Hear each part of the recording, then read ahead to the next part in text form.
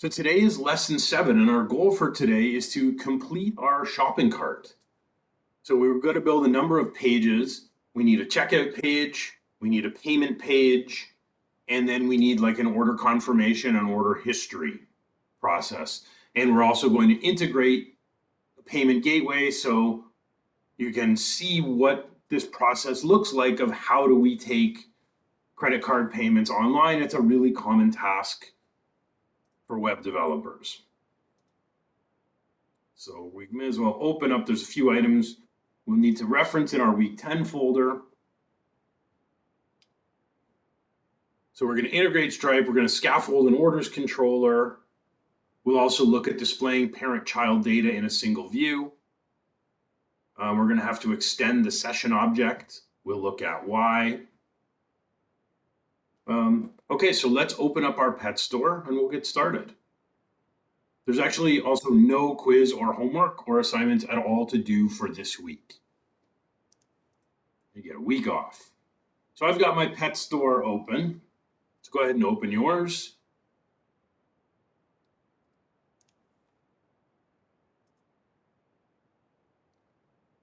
I'm going to keep my shop controller open because most of the work we're going to do today is going to be in here.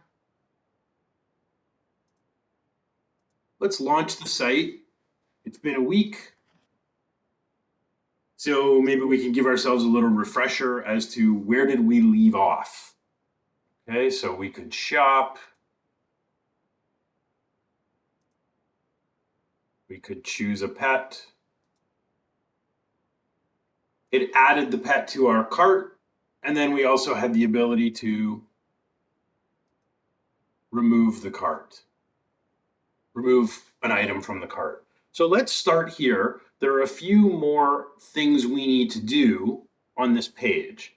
So number one, this display is not very good, right? What should be displayed on the page right now? So I had one item, but then I removed it. So now I get these table headings here. What would be more appropriate to display here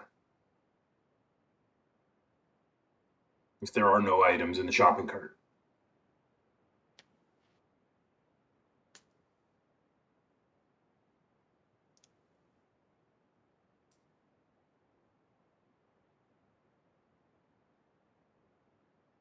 Yeah, I think that makes sense. Thanks, David and Tushar. We should, rather than show this table, let's show a message saying the cart is empty and give the user a link to start shopping.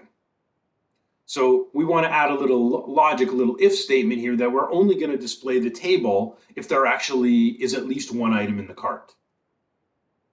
So let's go to our views and shop and open up the cart view. So here we've got our whole table starting on line 7 all the way down to the bottom of the view. I'm just going to click the little minus sign here.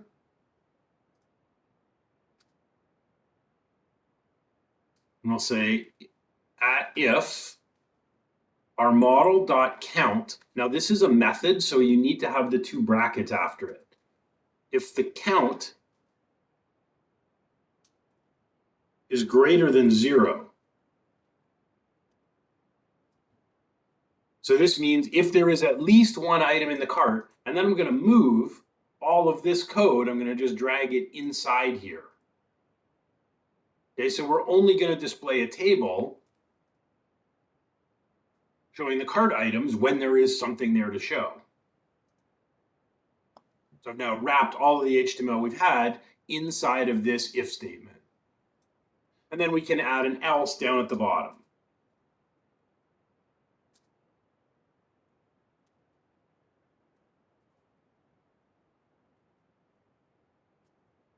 Your cart is empty.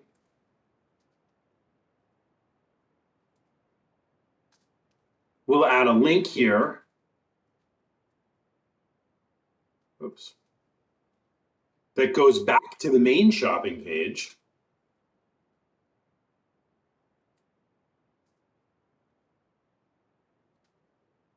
And our button will say So it'll be a link, it'll be styled as a button, and the text on it will say something like start shopping. My formatting is a bit messed up now, so I'll just hit Control A and format my selection. So this way my tags get nested appropriately. Okay, so I should be able to go back now and try again. I'll put something in the cart, I should see it, and if I remove that item and there's no more items in the cart, we should get this kind of response in our browser. We'll go try it out. So now I get my cart is empty. I click.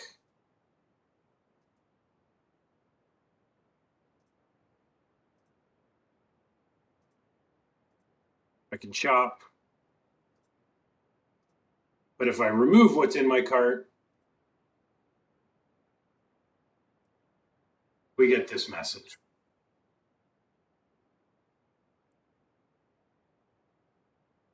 We also should add a link to our cart somewhere in the navigation bar. Right now, the only way to get here is by adding something to the cart. But then once we leave, there's no simple way to get back. So maybe we could open up our layout file and we can add a simple cart link here as well. That will bring us straight here. So let's go to our shared layout file.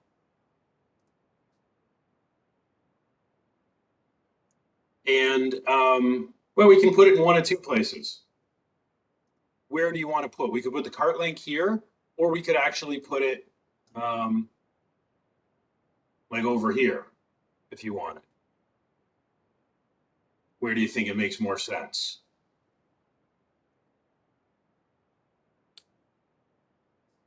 Any preference? Okay, put it over here on the right. So I'm going to put it after this login partial, because that's where it contains our register and login links. So again, I'll add a new UL.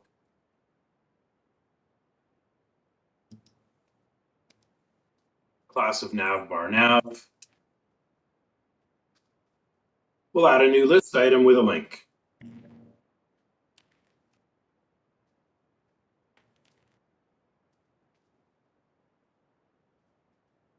So our controller is shop. Our ASP action is index. And the text on our link will say cart. Now we'll see if we've got time at the end of class today, maybe we can even add a little icon, a little badge showing the number of items in the cart. I don't know if we'll have time to do it.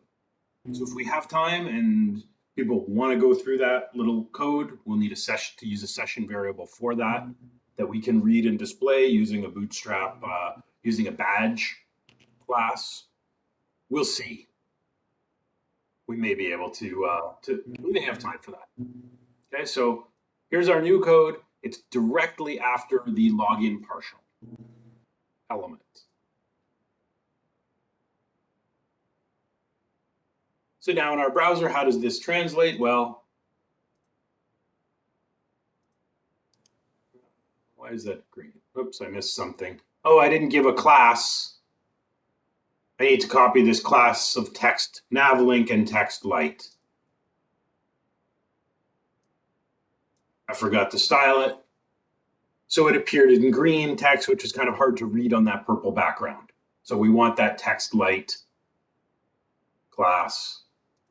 There we go. Now it just looks like our other links. Whoops. I did it wrong. I put the link, it's calling shop index. So get the wrong action here. The action should actually be, instead of index, our action should be cart. We want to call the cart method.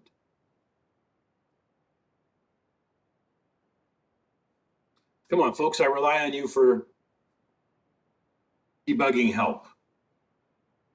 I guess the coffee hasn't quite kicked in yet. I have not been able to have one yet. I had to go to the dentist this morning.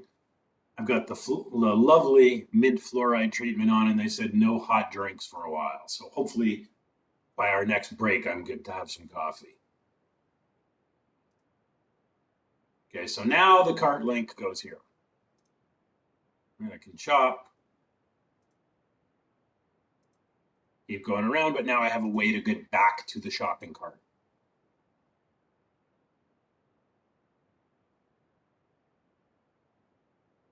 So we're almost done on this page. I want to add a couple of things. I want to add 3 elements to the bottom of this page. Any thoughts on what else this page needs? One of them's kind of optional but recommended, but the other 2 are pretty much essential on this page. Yeah, we should have a checkout. Absolutely, Tushar. We're going to add a checkout button that will take the user, will then require them to log in at that point, and will take them to checkout. Absolutely, Colton. Let's show the total price of the cart. Yep. So we can calculate a running total and display it here. We'll add a checkout button over here. I'll also maybe add underneath the age, we'll maybe add a keep shopping button. Yes, I know the user could just come back up here and click, but we'll just give them a button to keep shopping. So we'll add a new row, one more row to the bottom of our table.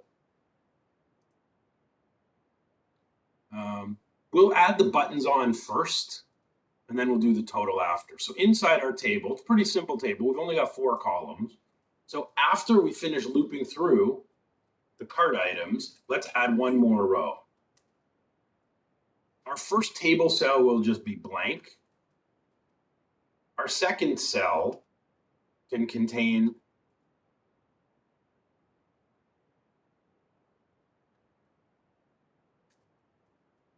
a link back to the shop index.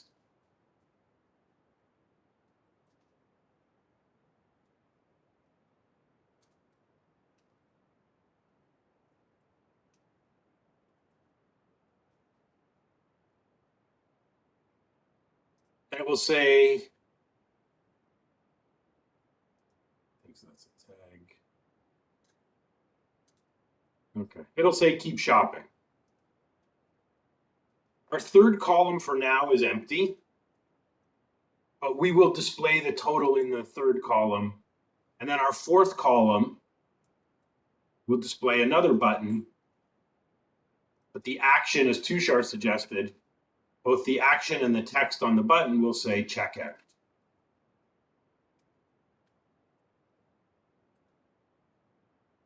So I should see 2 buttons now in the cart. And we'll come back and we'll calculate and display the price after.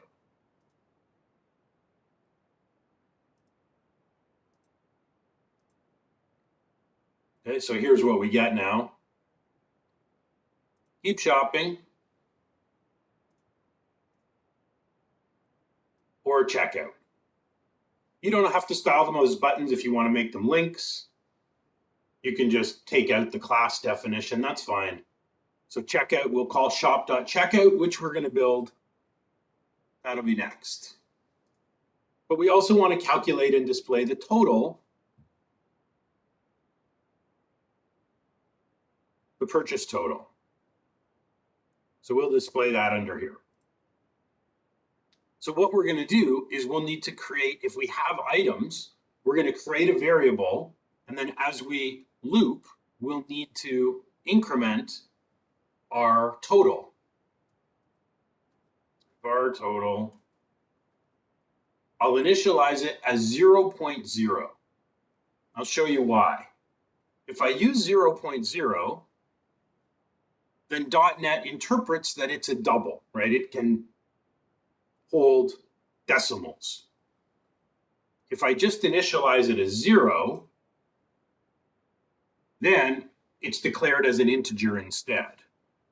And because we may not be dealing with whole numbers, we'd be better off to initialize it with a decimal, so it gets declared as a type of double rather than integer. Because double will support dollars and cents, integer will be dollars only. So now inside of my loop, we can just say total plus equals our C dot price. So for each cart item, okay. A little bit of a trick are, we can do it this way. I think if I declare it there, I'll declare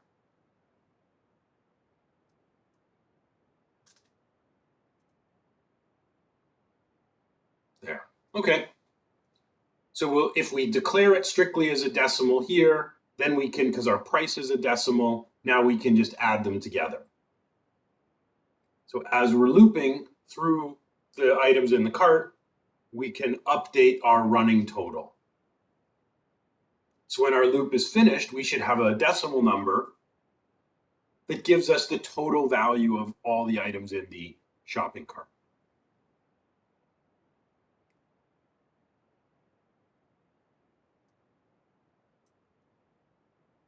Okay, so I've added this decimal total on line 9. And then in my third column here, we're going to take that total, we're going to display it using currency format.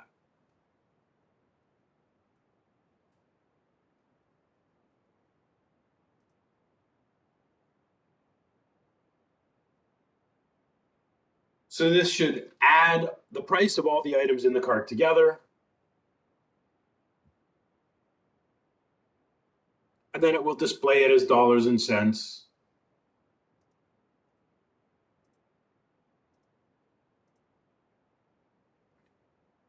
I add something else to the cart.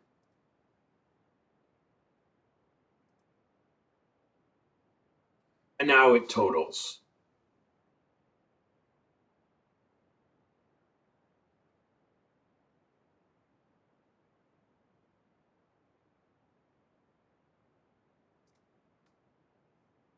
Okay, so line 9 is where we're declaring it. The new lines here are line 9. Line 21, where we increment our price for each pet. And then we're displaying it down on line 37.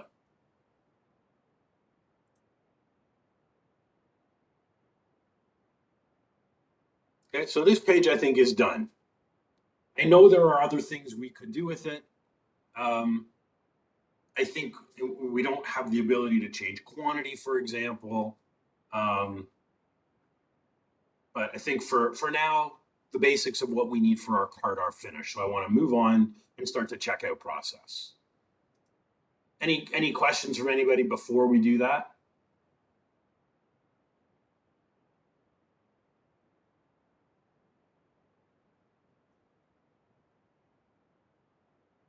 Okay, so the next thing we want to do is a simple checkout page where we're going to have a form. So we're going to need two methods in the controller. We're going to need a get and we're going to need a post. So let's go to our shop controller. And first we will write the get method. So I'll come all the way down to the bottom.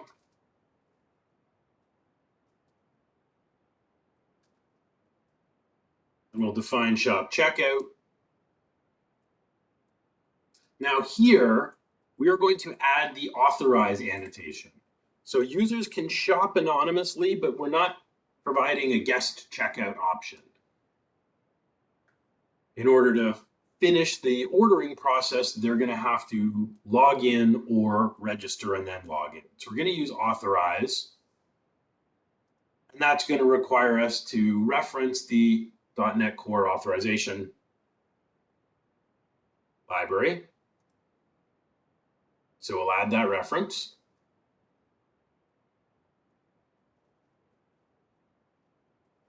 And we're going to write a very simple method called checkout. And it will just return a view. So nothing new here. We've done this many times now. Make a view, make a method that loads a view. So on the checkout page, we're going to give the user a form, and we want to ask them for information. Largely, that will map to, oh, it looks like I got a typo here I'm going to have to fix later.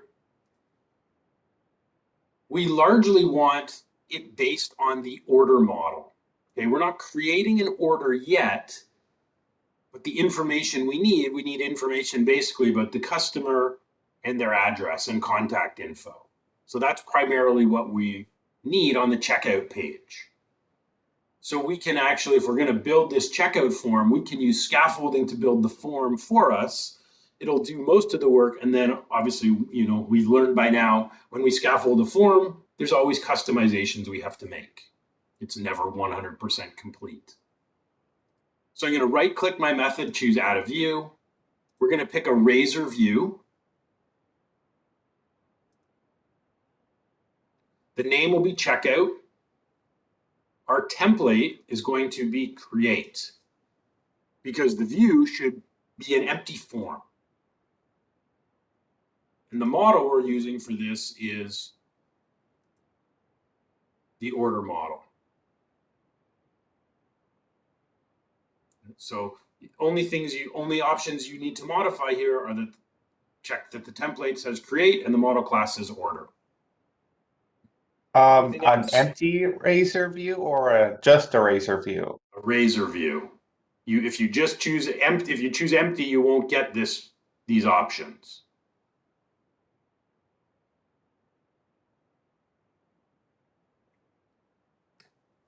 So make sure you pick create as your template and order as your model. Everything else you can leave.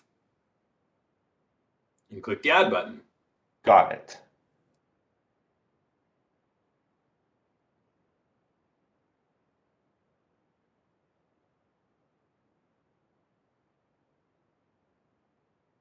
Okay, so here's our form. It's basically one-to-one, property-to-property mapping of the order model. So now we can go back.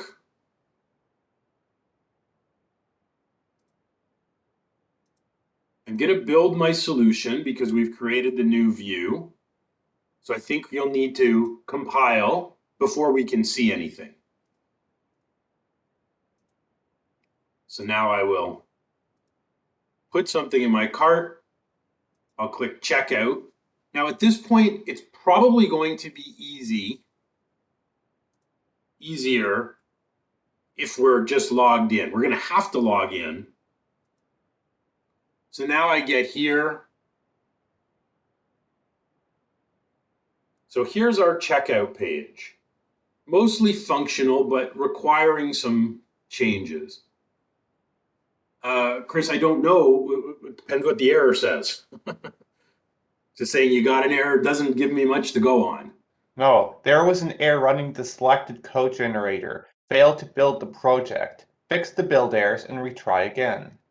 Okay, so it's saying you have a compile error in your code. You can't run the scaffolding if you have some sort of syntax error in your project.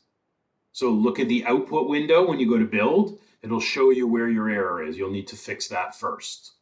Okay, it says only assignment, call, increment, decrement, await, and new object expressions can be used as a statement. And it's online. In which file? It will tell you which file is contains the error. Oh, it's view data, our pets. I put a semicolon at the very end instead of after the bracket. Right. So once you clean up the syntax error, then you should be able to build and scaffold.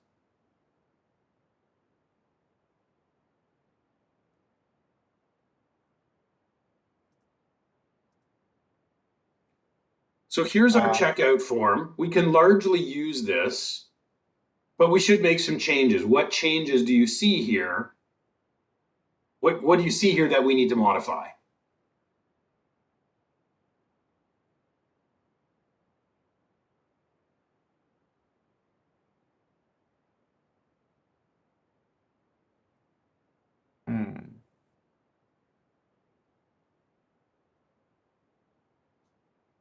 Chris, I'd recommend you just remove that line for now. It's not doing anything. So what changes do we need on our checkout page?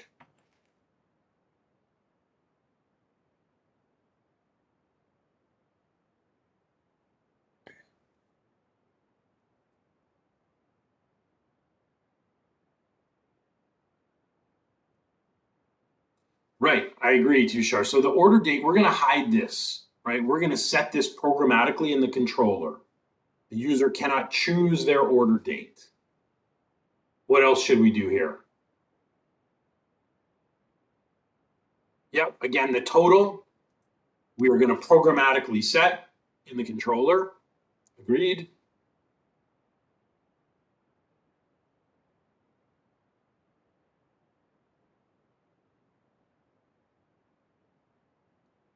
I think there's some other issues down at the bottom we're going to need to clean up.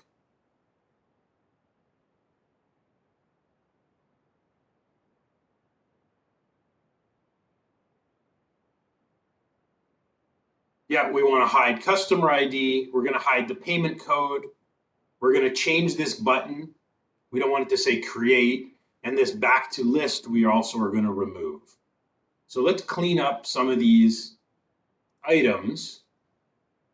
So for starters here, I'm going to change this H4 tag that's on line 9. I'll just say all fields are required. And then we can start removing some of the inputs. We can remove the first two form groups. So the form group for the label, text box, and validator for order date, as well as for order total. The user is not going to enter this stuff. So the first form group should actually be for first name.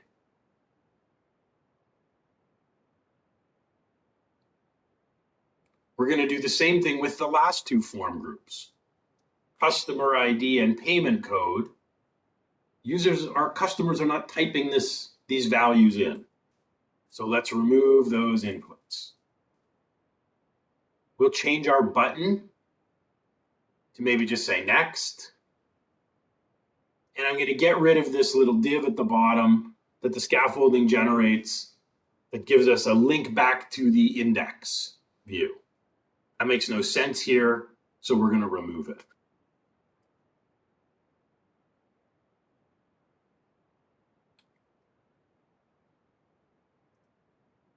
Okay, so now our form looks like this.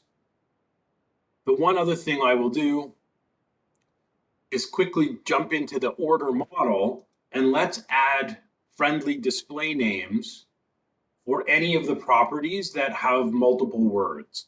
There should be a space in all of these because we're not only going to be using the order model in the checkout view, but later on when we build an order confirmation, order history, we're going to have these same fields. They shouldn't be displayed like this. So we're going to go to our order model. So in the models folder, we open up our order class.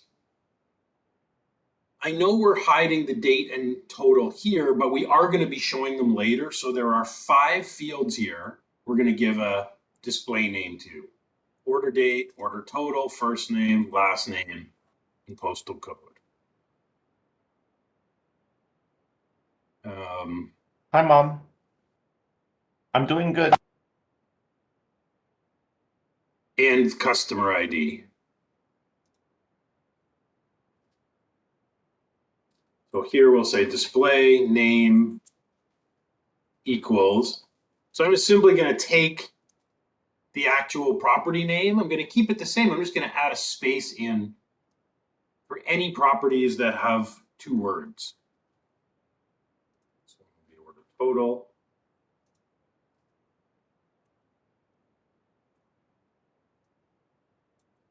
I'm just copying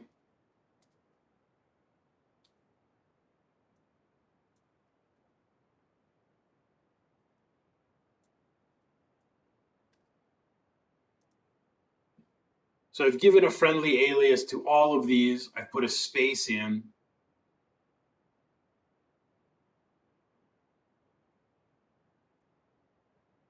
I'll do the same with postal code and customer ID. This one can be postal code. For customer ID, I'm just going to change that to the display name will just be email.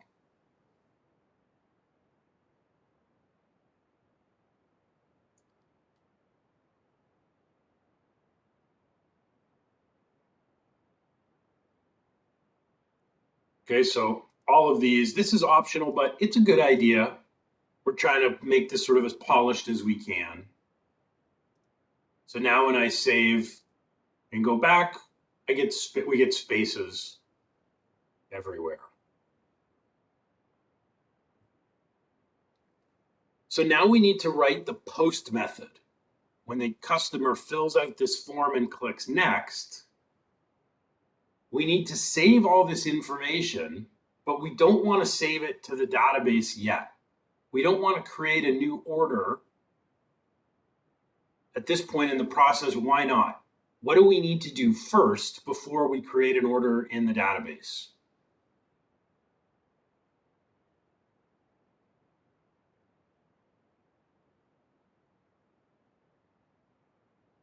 I'd say it's too early to save the order. How come?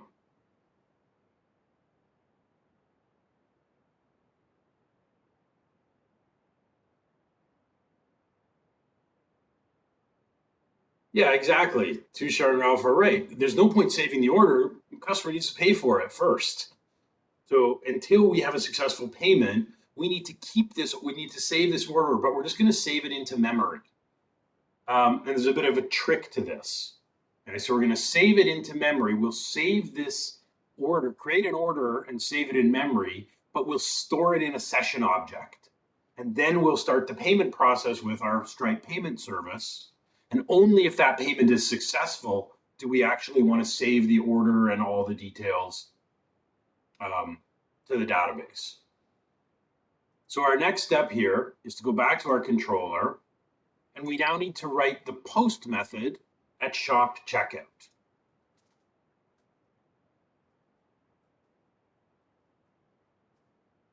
Again, this method requires authentication. And this time we're using HTTP post.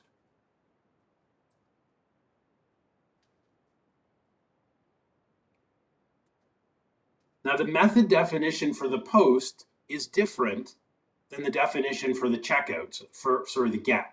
Notice right now it says, well, you already have a checkout method with the same parameters, meaning empty. So we're not going to be allowed to do this. So what do we need to do in this post method? Well, let's take a look at one of the other controllers where we've already submitted a form so we can see what that post code will look like. I'm just going to open up my pets controller for a minute. So notice we've got two different versions of the create method. This is the get version that has no parameters and that just returns a view.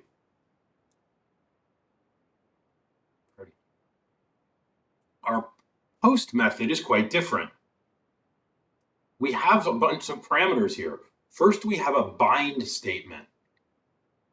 And what bind does is it populates all the properties, in this case of a pet, from the form controls of the same name. So color, the color input goes to the color property, the age input goes to the age, etc. So we need to set up this same kind of binding now for our order that we're creating.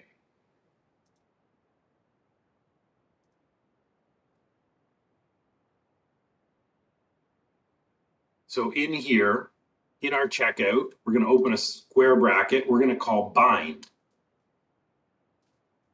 So we're going to bind the fields in our checkout form, which are first name, last name, address, city, province, postal code, and phone.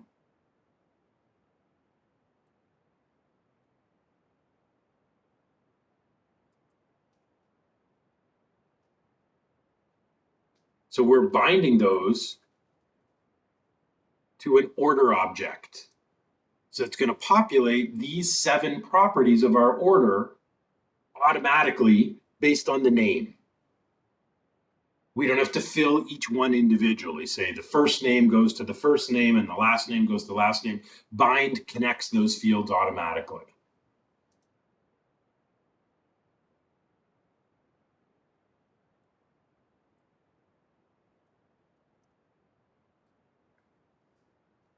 But now we want to autofill the other properties of the order. So our order date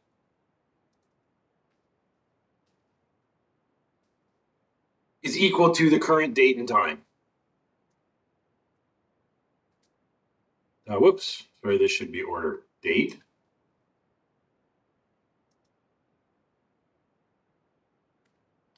Our order.customer ID, we can just get from the user object in ASP.NET Identity.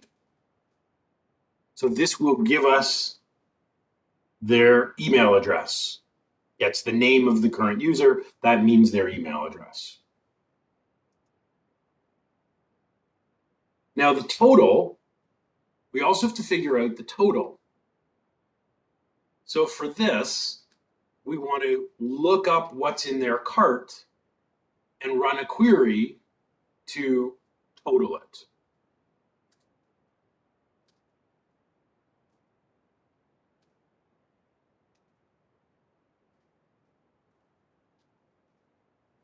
So we're going to get all the cart items where the customer ID equals our customer ID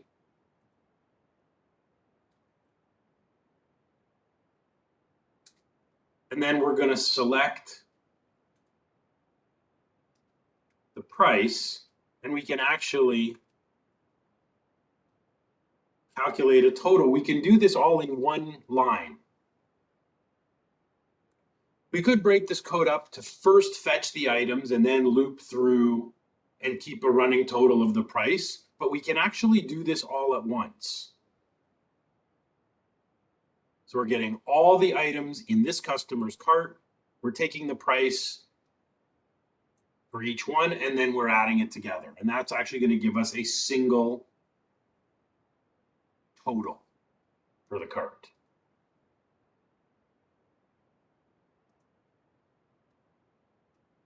So now we want to save the order to a session variable and start payment process.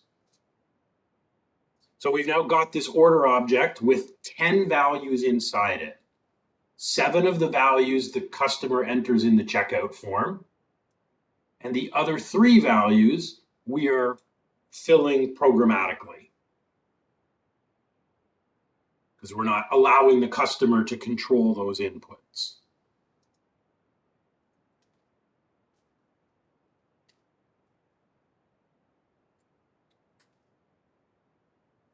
Now we run into a little bit of a problem. We want to save this order into the session variable so we can retrieve it and save it to the database after we go through the payment process. The problem is, in .NET Core, the session object only has, there's 3 methods available to create a session variable. The first one that says set, it can save an array of bytes. Well, that's not going to help us. The second option is we can save an integer variable. Doesn't help us either.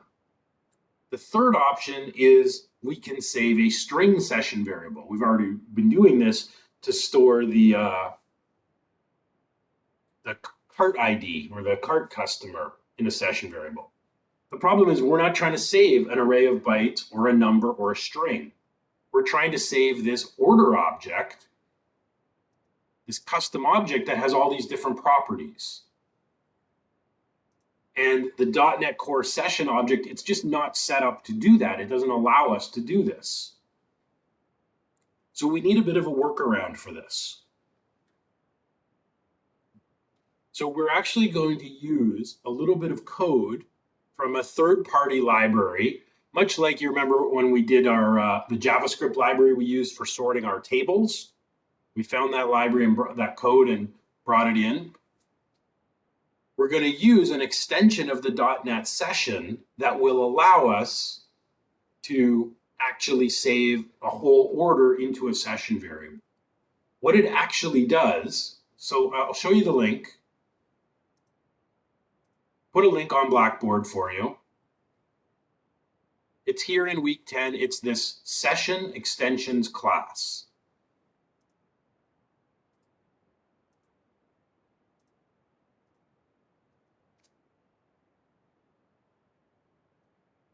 So it explains what we just talked about, that right now the only three ways to write a session variable are set, setInt, and setString.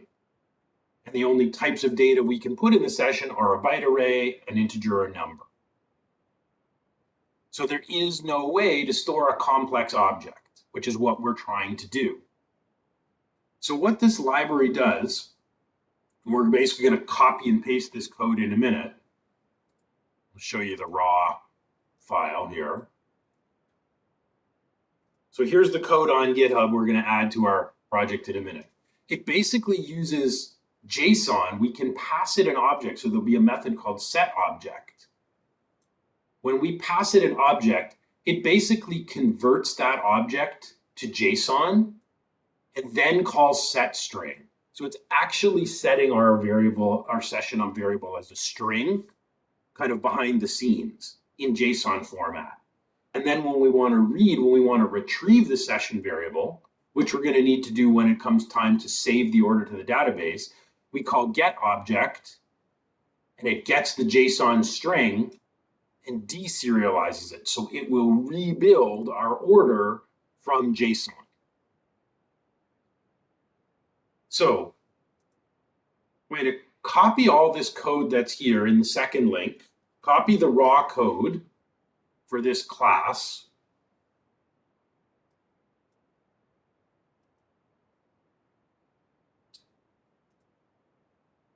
And then in our Solution Explorer, I'm going to right-click my project here. It says positive pet. It's in bold. So this element right here, right-click it. We're going to add a class. And the class is called Session Extensions. Yeah, third time's a charm. So it's in Pascal case, so the first letter of each word is capitalized. So it should create that file right down at the bottom, should be the second last file in the Solution Explorer list. I'm going to just take out the class definition that's here. So now I just have an empty namespace. And then I can just paste in the code from the article.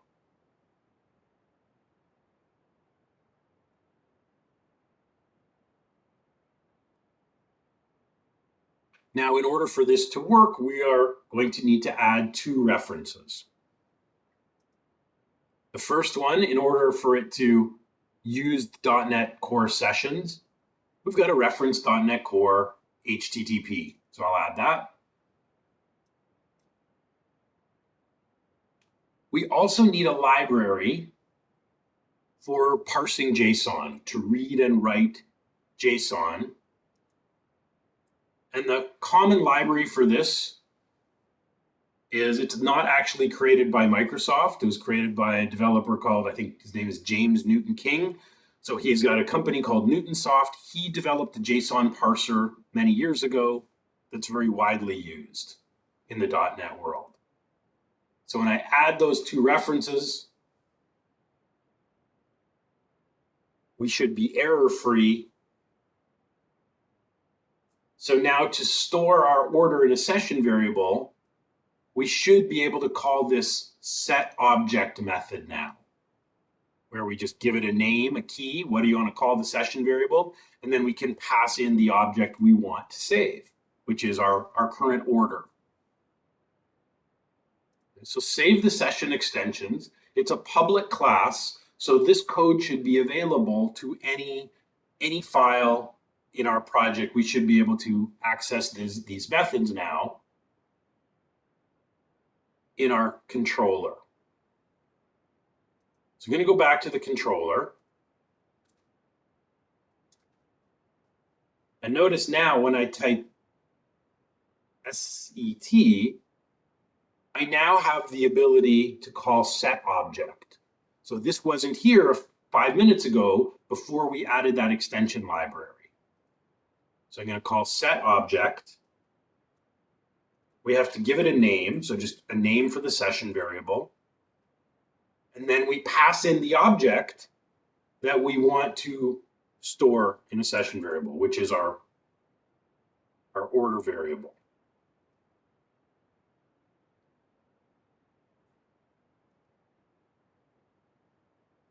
And now we can redirect. We can return or redirect to action.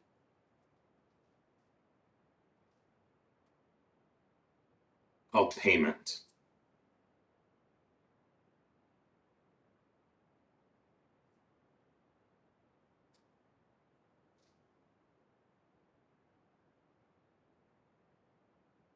The one other thing I should do, I neglected to do one thing. This should work, I think, as we've written it. I should put a link in the session extensions library back to that tutorial site where we found that code library, in case maybe it stops working sometime, or much later on, we're working in the project and we can't remember where does this code come from. We need to go back and look at the source. So I'm going to copy the URL from this blog.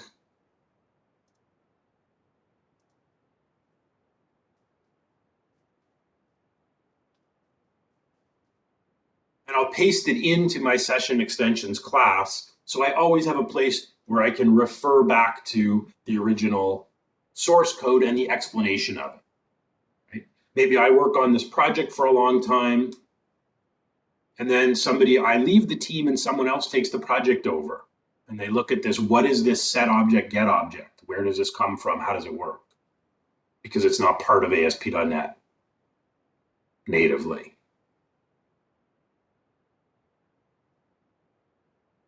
So I'm going to build my project, and then I'm just going to try this. If our process works successfully, we should just get taken to shop payment, and we should see a blank screen. If it doesn't crash before here, then that's a good indication that our checkout method is working.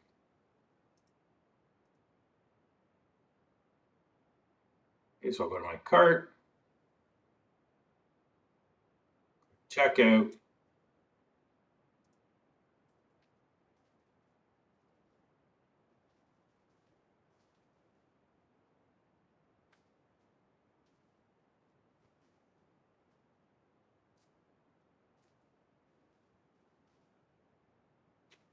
I'll fill out my form.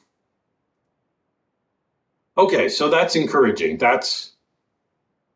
We got directed to the payment, which suggests that everything in this method is likely working the way we want it to.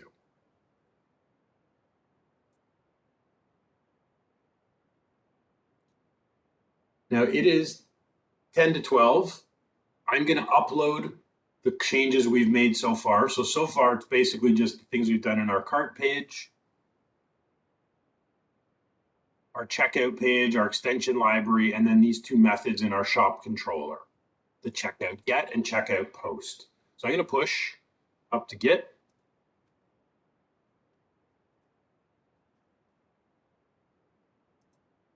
So if you are a bit behind, if you're getting errors, feel free to use what I've put on GitHub, use it as a reference, copy and paste any elements that you need to. Let's take a 10-minute break here. And when we come back, we're then going to start into the process of integrating the Stripe payment gateway. Okay, we'll be back in 10.